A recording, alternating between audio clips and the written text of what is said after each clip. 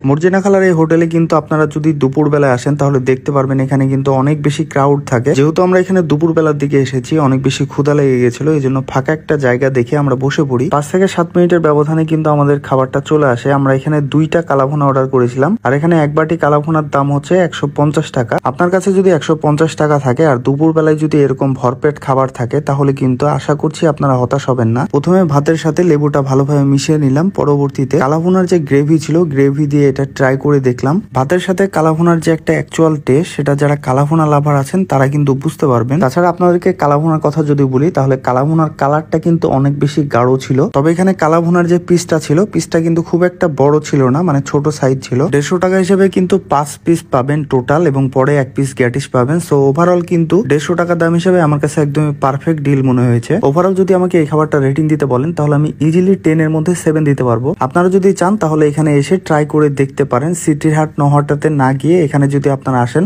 তাহলে আপনাদের গাড়ি ভাড়া কিন্তু অনেক বেশি সেভ হবে। আজকের এই ভিডিওটি এ পর্যন্তই, দেখা হবে নেক্সট কোনো ভিডিওতে। ততক্ষণ সবাই ভালো থাকবেন, সুস্থ থাকবেন। ধন্যবাদ সবাইকে।